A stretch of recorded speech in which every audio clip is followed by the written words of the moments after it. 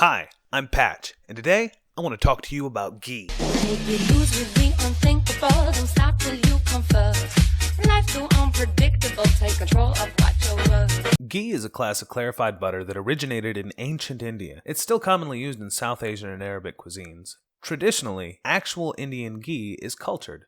Making ghee and making clarified butter are basically the same in that you are boiling out the milk fat solids and the water to leave only the oil. The main difference between just clarified butter and ghee is that once you are done boiling those things out, when you're making ghee, you continue to simmer the pot so that you actually brown those milk fat solids and release some of their flavor back into the oil, giving it a really smoky, kind of nutty, very umami kind of flavor. Also, ghee must be made of only cow's milk butter, which really isn't a problem here in the US. Ghee is actually really easy to make, and I have laid out here on my counter everything you need to make it. 1, a medium saucepan.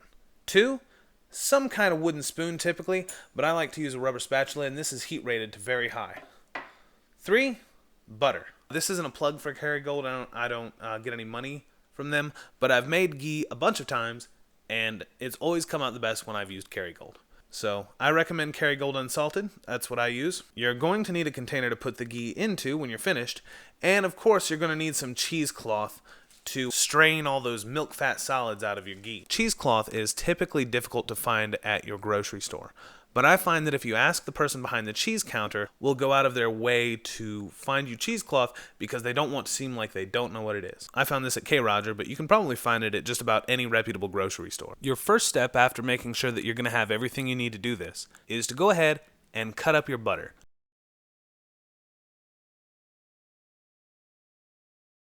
So once your butter is all cut up, go ahead and put it into the pan over medium heat. This is a gas stove with numbers. I do between 3 and 4. Now watch it closely and just go ahead and let the butter melt. Got to get your butter and you melt it in the pan. When you get your butter melted, then you make it and make your ghee.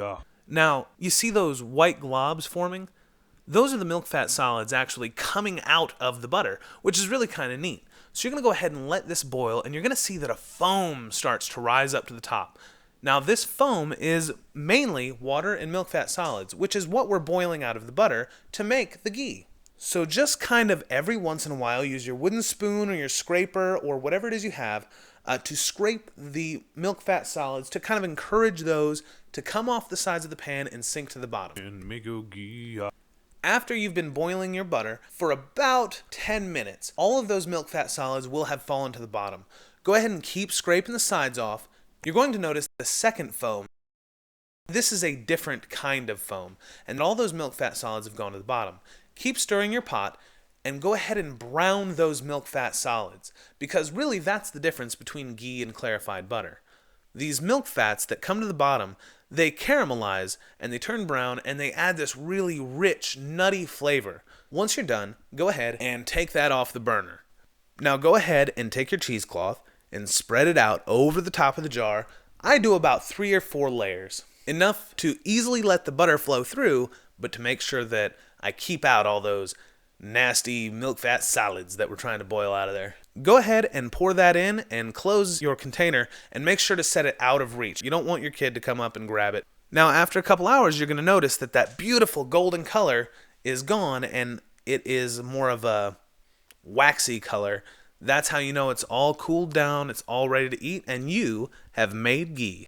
Really, the main reason I use ghee more than I use any other cooking oil is because the smoke point is so high, and it's really delicious. You can use it for all sorts of things. I use it to fry my eggs, I use it to fry other things that I fry. You get the idea. And that is it. You have done it. You have made ghee. Congratulations. I'm Patch, and I do things.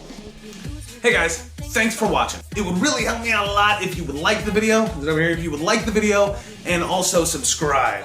So like and subscribe and check out my Facebook and Twitter, but really those things are just to drive traffic here. So mainly like, subscribe.